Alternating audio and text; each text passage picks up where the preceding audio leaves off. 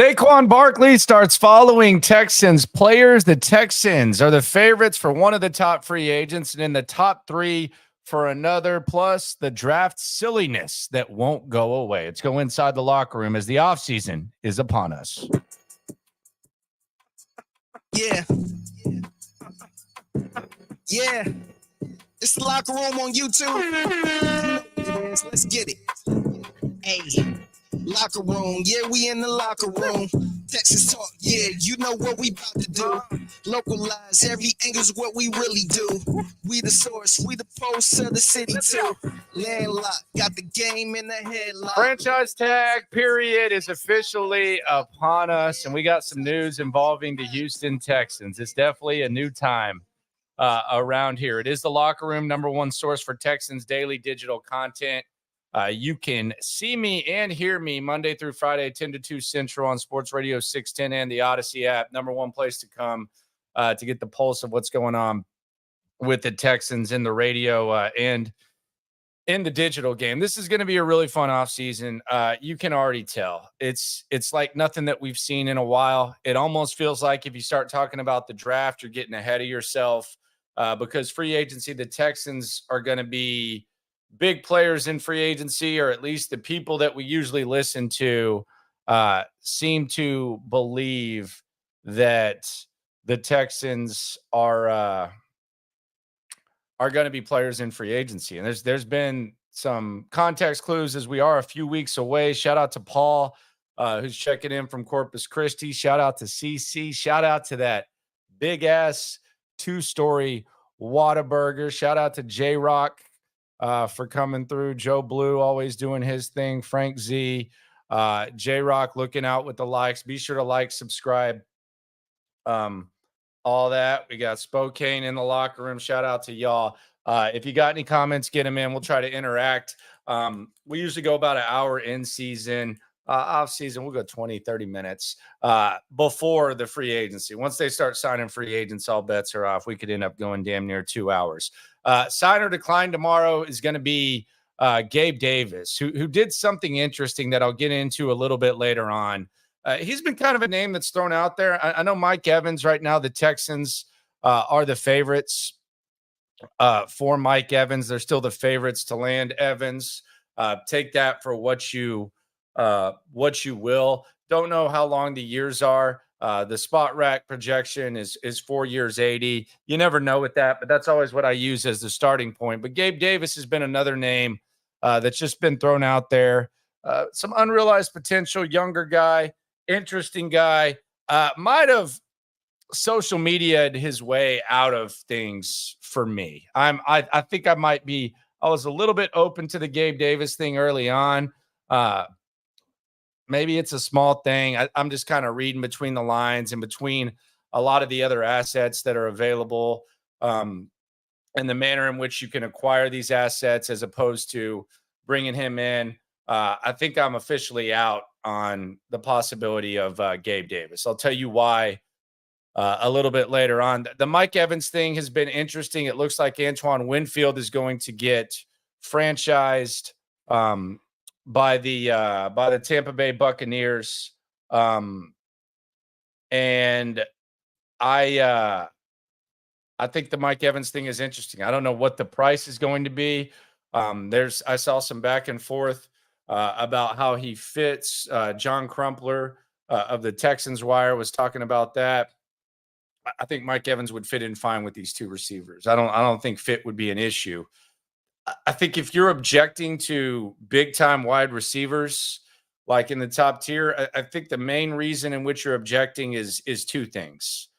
Number one, you really, really like the guys that they have in Nico Collins and Tank Dell, and you don't want to take away from their production. Number two, perhaps you like the layout of this draft and what it looks like. Shout out to H&R and Cali. We're all the way up in Cali. How about that? Number two, you might like the way that this draft is laid out to where you're picking at 23 and the wide receivers that you can potentially get in rounds 1 through 3. And it is a gold mine. of wide receivers. It's a lot like the tight ends last year. Like the reason why Dalton Schultz ended up being a Houston Texan last season, they didn't initially say, hey, we're going to go out there and get Dalton Schultz. The market spoke to Dalton Schultz, and basically because the tight end class was so stacked, I think people decided, hey, we don't want to pay this much for this guy when we can get a younger guy that's on a rookie deal. I think that's what happened with Dalton Schultz. This year, it's kind of the opposite with tight ends. There's some good ones, but the Dalton Schultz price might be a little bit higher. Maybe not. But I think that's where, if you're talking about like the second tier receivers not named Mike Evans, I think that's where the market could speak to some of these guys, to where maybe a guy that we're not even talking about that you think might be a little more heavily priced, he can kind of fall in your lap. It's just really kind of the chess checkers battle that, that Nick Casarios and the D'Amico Ryans go through when evaluating guys and looking into stuff. But the Mike Evans thing will be interesting to see how that goes in. Eduardo brings up an interesting Curtis Samuel, I think would be a good cheap signing. I was actually thinking about that the other day. Curtis Samuel is a guy who hasn't really lived up to his full potential, but he does kind of get used when he's at his best. Like, it seems like Bobby Slowick would like to be able to use guys. A lot of motion, a lot of gadget plays, occasional big play. Again, if you're just talking about a cheap guy, I don't think that's a bad name to bring up by Eduardo. Let's pull up the spot rack for Samuel, what the projection is. And again, you take these with a grain of salt. I know some people don't use spot rack. I just use it as a starting point. It's not always accurate. He's 27 years old. The market value right now listed for him is 3 years, $33 million. I sometimes it ends up being lower, sometimes it ends up being higher, but that is the kind of guy where, if you want to talk about, gadget guys and stuff like that, then Samuel will be one of those guys. PMAC says, got to strike while the iron's hot. Texans have a great QB on a rookie deal. Take advantage and get him weapons, a.k.a. Mike Evans. And I think that's kind of the balance. It seems like it's probably 50-50 with the Evans thing. I am intrigued by the years, though. That'll be a little bit crazy. I don't see them trading up for Harrison. That's pretty expensive, to say the very least. But the Mike Evans things, Texans continue to be favorites for Mike Evans. That's story number one, and it looks like he's not going to get franchise tag so he could hit the market. I am also kind of fascinated with the dialogue with Mike Evans. I was driving around listening to 610, the station I work for, on the Odyssey app, and I was listening to like a national show. It was on Saturday. I don't even know who the hell it was. But I think they had like some Tampa guy on who said that Mike Evans is like waiting to see what they do with Baker Mayfield. My thing is this, like, I like Baker Mayfield. I'm very happy that Baker Mayfield had the season that he did right now. I find myself cheering for Baker Mayfield, especially when his back's against the wall. But if I'm Mike Evans and I've played 10 years and I've solidified a Hall of Fame career, I've gotten my Super Bowl.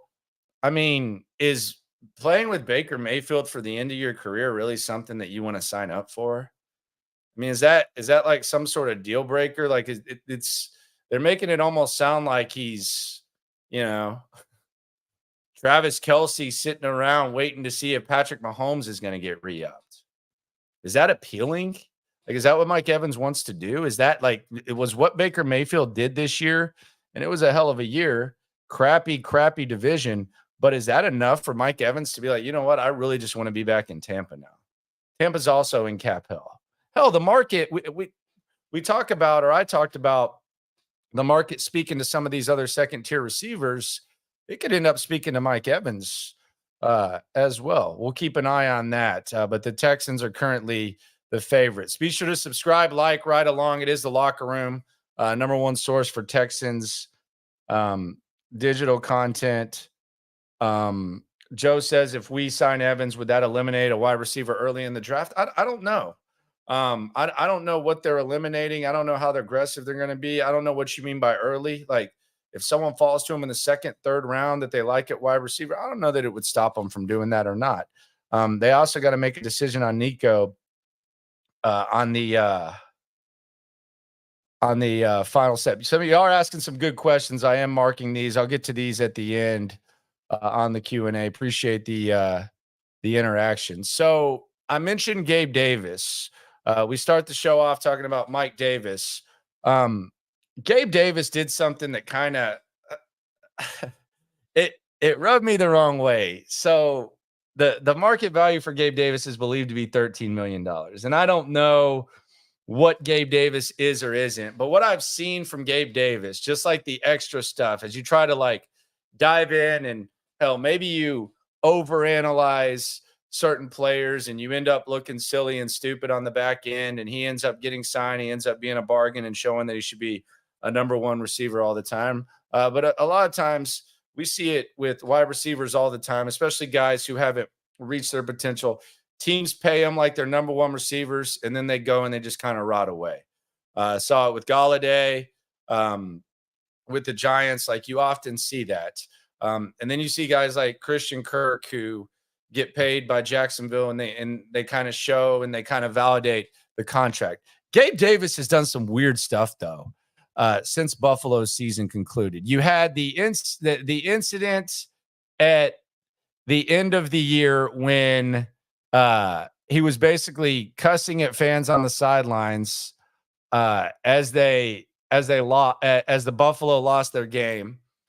And then you had this long ass 8-minute Instagram post that he put up the other day, in which he put up some statistics that I don't know what exactly he's trying to say here.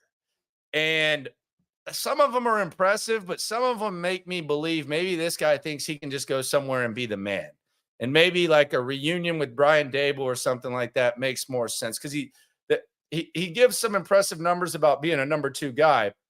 And when you're opposite Stephon Diggs, on one hand, you can say, well, I'm not going to get as many targets. On the other hand, you can say, I'm not going to get as much attention, so I'm able to do my thing, and I can be a home run hitter. But here's just a few of the stats that this dude put up. And I think it's absolutely insane that he's laying it out. Maybe it makes you feel different. I mean, some of them are impressive. So he puts 2020 to 2023, first in the NFL, 78.9 first down rate. First in the NFL, 17.8 touchdown rate. First in the NFL, 16.3 yards average depth of target. First in the NFL, 17.3 yards per reception. First in the NFL, 45.4 explosive reception rate. And then 33 touchdowns on 336 targets, 10th in the NFL, top 1 through 9. And then he has the target rate, which is 47th in the NFL. So he's laying out the targets. It's a lot of numbers, isn't it? There's more. 2020 to 2022, 26 touchdowns. Most TDs ever in the first 3 seasons for a day 3 drafted wide receiver. Past Tyreek Hill on Kansas City. Okay. More. 2020 to 2022, 56.8% of receptions for first downs, every 3.5 catches for TD, first in the NFL. First in the NFL, 21.5 yards per reception, 6th in the NFL, 2.53 yards per route run. And then he lays out another stat. Wide receivers averaging 800 plus yards, 8 TD, and 17 plus games per season. So these are some impressive stats. I'm not like questioning some of this, but some of it is like, what are you saying, man? Like, what is going on here with Gabe Davis? Is he saying that if he had more opportunity, he'd be better? Is he saying that Stephon Diggs held him back? Like, what are we saying here? I feel like I just got out of a damn math class. Got a headache there. I was open to the Gabe Davis thing, if y'all follow me early on this, but this extra stuff on top of the other stuff going on, I'm kind of good on that. What do you think? Let me know. A couple more comments. Chris asks, Saquon in Hollywood this offseason. Who says no? I don't know. Like, what is Hollywood going to bring to the Texans? Like, what is Hollywood bringing to the table? What do you want to do with Hollywood exactly?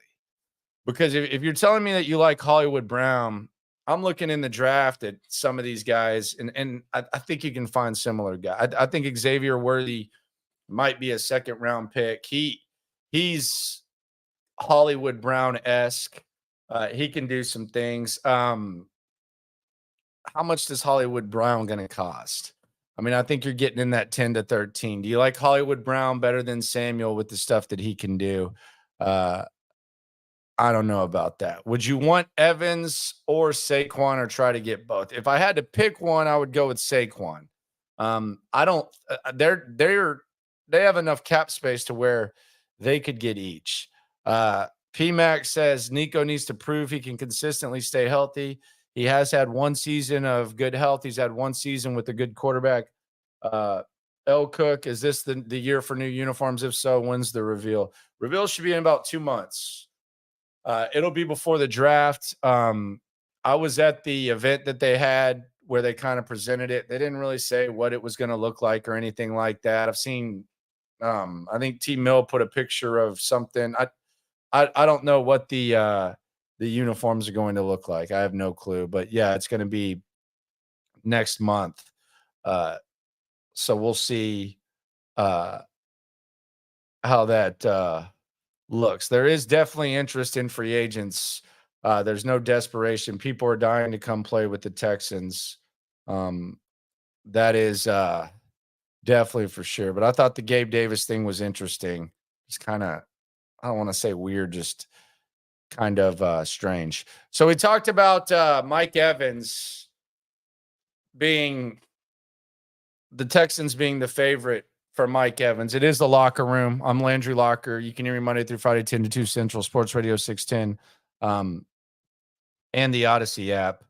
We talked about the Texans being the favorite for Mike Evans. They're actually third on the odds board to land Josh Jacobs as well. So it looks like whatever running back they want to go out and get, they're going to be able to go out and get. Now, maybe there's an outside chance that Jacobs gets tagged. I don't know if that's going to happen. The Raiders are actually the favorite at 4-1, followed by Philly at 5-1. And then the Texans plus 550. They're tied with the Bengals, 15.4% chance. So Texans are the favorite for Mike Evans. They're the third favorite for Josh Jacobs. Would you rather have Saquon Barkley or Josh Jacobs? I'm a Saquon guy. I do wonder if D'Amico Ryans and Bobby Slowick or Nick Caserio. I think Caserio would let them have whoever they wanted. I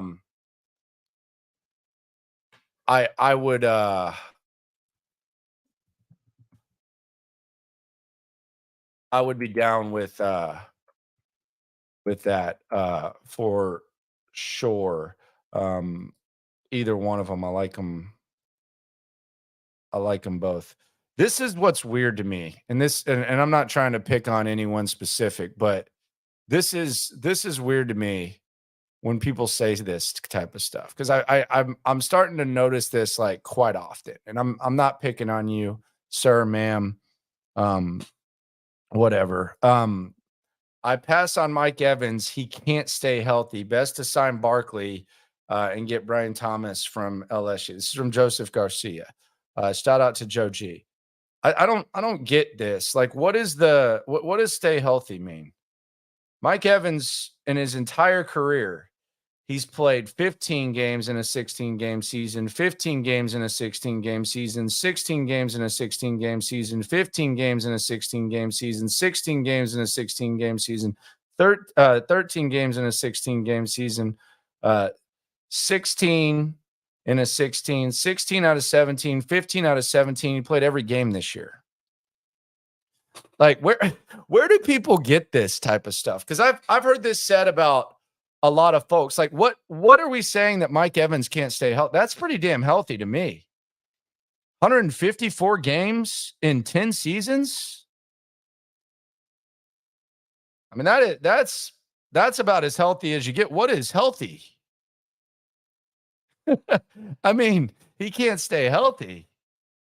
Yeah, I don't know what we're basing that one on, sir. You might have the wrong Mike Evans. Might be talking about Lee Evans from back in the day. Maybe you're playing Madden 08, whatever the hell that is. I don't like. I hear that. I heard people saying that about Gabe Davis. Gabe Davis has played 16 games a year. I heard about Saquon too. Saquon missed 1 year. Like Saquon missed 1 year. They still say that about him. I mean, it's hard to play ball, but I mean, Mike Evans is the ultimate professional. I mean, I don't know where the hell you get that from. He can't stay healthy. I mean, that's just people are just making stuff up, man. He's talking about Joe Evans. I don't even know who the hell Joe Evans is. I'm not sure. But yeah, I don't know. Like it seems like that gets said about a lot of guys, and I mean, what is healthy? If they missed 3 games, did they stay healthy? Like did Nico Collins missed a couple games this year? Did he stay healthy? I would say it was a healthy season. I don't know, man. It just seems like people are really, really quick to say stuff about Mike Evans and whether or not he can or can't stay healthy. I got to put Joseph in timeout for 5 minutes just because he's making stuff up. No offense, man. You just it's not that big of a deal, but I gotta put you in timeout there. Ain't nothing big. That's a good point. Get Saquon off that MetLife turf. That's a very good point. Next, if he leaves there, that playing surface is going to be nice for him. No doubt. Some people are saying that they would rather spend on defense. I think whatever they do in free agency, there's plenty of room on defense. I could see them falling in love with one of these linebackers. Hell, I could see them falling in love with the corner. Because the way this draft seems to be shaping up is like in that 23 range on the defensive side of the pill, you might have some opportunity to get some guys on defense to where you're like drafting in the top tier to where they fall in love with that. I wouldn't be shocked at all to see them like if they go offense and free agency, and they're going to balance it out. They got plenty of bread. And the market's going to speak. That's the one thing that I like that they did last year. They went out and got the guys that they wanted, and then they adjusted accordingly. If Dalton Schultz is there and nobody signs him, you pick up the phone and call him. So I think there's multiple layers to this. I think they're going to make a splash, and then they're just going to even it out. But they've done a good job of evaluating like of every level at the roster. The cornerback situation will be interesting. Cornerback.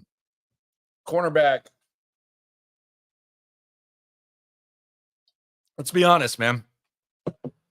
You want to see what they do opposite of Stingley. Do they bring back Steven Nelson? I would love for them to just find someone the same caliber of what they got from Steven Nelson 2 years ago. But maybe they want to bring back Steven Nelson. Maybe the market speaks to Steven Nelson. I don't know how many people are just going to be foaming out the mouth to bring in Steven Nelson, although he had a hell of a year last year.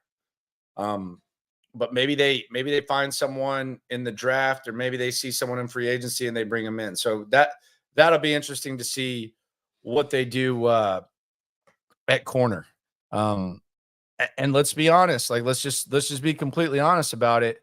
You know, I know Stingley finished strong last year, and he showed that when he's on the field, he's an elite caliber ball player, which is something that we've known for a while, but he has missed a lot of time in year one. So I don't know that you automatically dismiss the possibility of drafting a corner in the first. For one thing, you have him on his rookie deal as you extend Stingley. And for another thing, you kind of have him as an insurance policy because, knock on wood, if Derek Stingley misses time, you're going to need some depth there, for sure. You got to need some depth. Snead's a name that keeps coming up. I don't know if they like the way that Snead fits what they do. And I don't know how much Snead's gonna pay. I know he sent the message the other day with Kay Adams to pay me. So we'll see how it goes. We'll see how they handle that corner spot. it wouldn't shock me to see them draft a corner in the first round. So we've talked about Mike Evans and the Texans being the favorite. We've talked about Josh. We've talked about Jacobs, the Texans being third on that list. We've talked about a few things. I want to get into this Saquon thing, man, because this is just the kind of the era we're living in. We live in the era of Instagram, social media activity, where when stuff like this happens, let me pull this up real quick.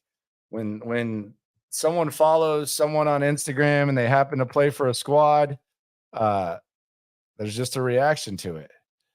And Saquon Barkley, he's following some Texans players. I'll pull up the tweet from this. Saquon Barkley, after the news broke that it doesn't look like the Giants are going to franchise tag him, James Roy, who does a good job aggregating the Texans, he does like a lot of that news type of thing.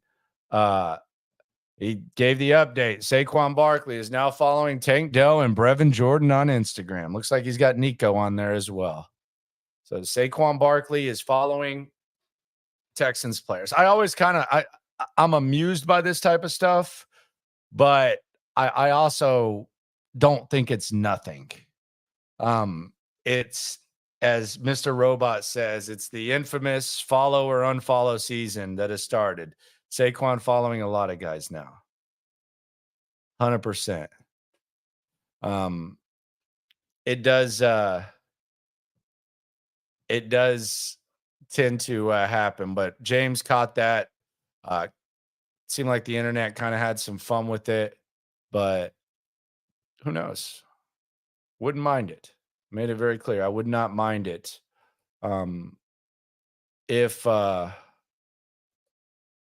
If that ended up being the case. Before I get out of here, I just want to touch on something. And we had to deal with this last year. I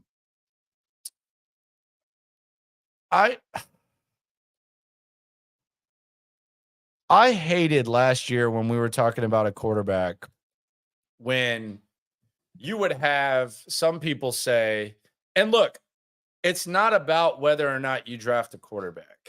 Like, even last year, there were Bryce Young guys. I was one of those guys. I'm not running for it. I was a Bryce Young guy. But there were some people who say you got to draft a quarterback just because you got to find a quarterback. And I'm fine with that. Like, if you want to draft a quarterback, especially in this day and age where there's not as much of a consequence as there was like back in the day when you're having to pay the quarterback, whatever the hell you had to pay him back then. Like the Jets missed on Zach Wilson. If Aaron Rodgers is healthy last year, maybe there's no consequence. San Francisco missed on a quarterback in the top 3. It's fine. You can go about your business. Your franchise isn't crippled. But I've always thought that one of the most idiotic things that's said during the draft process, and there's multiple localized layers of this, but the notion that you don't draft a quarterback because you're not a quarterback away. How does that make any sense? And I went on this rant all last year. So you're not a left tackle away either. You're not a cornerback away. You're not a wide receiver away. So when opportunities are limited to acquire quarterbacks, you're not always going to be drafting in a certain spot. You're telling me that you pass on on what you think's an elite quarterback because you're not a quarterback away? That's stupid. That's just idiotic. Like that doesn't even make sense. And then I see that this Matt Miller dude from ESPN, he said that today, and he took it to an even more extreme level. This was what Matt Miller had to say. Matt Miller said, pre-combine draft take. Thank you, man. Thanks for prefacing that. The Patriots, in bold, should not draft a quarterback at number 3 overall. This roster isn't ready for a rookie QB and would just set his development back. Okay. This isn't Houston with a Hall of Fame left tackle and solid supporting cast. This is closer to Carolina, and we saw how that worked out. Couple things here. First of all, that's kind of some revisionist history, and I'm not just making that up. I come with receipts. This was Matt Miller before the draft last season. This was what Matt Miller had to say. Young elevated an Alabama offense in 2022 that lacked star power. In Carolina, he'll have elite offensive minds, a solid and improving O-line, and veteran targets. It's a great landing spot for Young. So that's what Matt Miller said last year. Now he's saying that this Texans situation is perfect and was perfect for a rookie quarterback. All that aside, I don't care about being wrong when it comes to the draft, because the way that it played out is the way that it played out. Maybe we were blind to the Texans situation. They've established themselves as a solid organization, so being wrong is fine. The revisionist history is fascinating, though, when he says that. But here's the thing that bothers me. And again, I'm glad we don't have to have these types of discussions. Life is a lot better when you have a quarterback, because we get to discuss, adding Saquon Barkley's, Mike Evans's, receivers, corners, all that type of stuff, and filling in holes. But what he just said with that Patriots take, Matt Miller, is that basically what he's saying is that if the Carolina Panthers could go back in time, they wouldn't have drafted a quarterback, or he doesn't think they should have, because they weren't a quarterback away. He's basically saying that if Carolina got some time machine right now and they could go back to April of 2023, last year, 10 months ago, they would not take CJ Stroud, knowing what they know now, because they're not a player away. That's idiotic, man. Like that's just absolute moronic silliness. And that's even putting aside the revisionist history that the Texans situation was perfect. I saw some people trying to obsess over that. That's beside the point to me, because sometimes stuff plays out. Like things aren't what you expect in the NFL. That's why the NFL is so popular. That's why there's uncertainty. That's why there's all excitement, all that. That's why everyone has hope right now. I can forgive that. Although it is funny that you Matt, that his receipt is that he was really high on the Carolina Panthers situation. But I just can't understand that idiotic notion that because you're not a quarterback away, you don't take the quarterback. So Cincinnati had a crappy offensive line. They really didn't have receivers, so they just shouldn't have taken Joe Burrow. Like, you can't take the quarterback and then fill in the pieces around him. You just wait. So the Patriots are the Texans thought CJ was great, so they took him. Were they not supposed to do it? Because if they weren't a quarterback away, were they just supposed to say, okay, let's cross our fingers and hope that we get another opportunity to get an elite quarterback? You know how many organizations go years without getting an elite quarterback? And you're not supposed to draft one? It's the stupidest thing that people say. And I wouldn't expect it from someone on ESPN, but I can't take the guy serious anymore with that. Just a little bit weird. I saw people jumping on him about the revisionist history. That is amusing, but man, that's a wild, wild, wild mindset that I'm glad that we don't have to live through. CB31 asks, how do I feel about the safeties right now? I don't feel great about Jalen Petrie. I'm not like completely punting on him, but I mean, last year was kind of an alarming year. You go from DeMeco Ryans saying, keep making plays, to DeMeco Ryans having to bench you and you not getting a single interception, missing tackles, missing sacks, all that.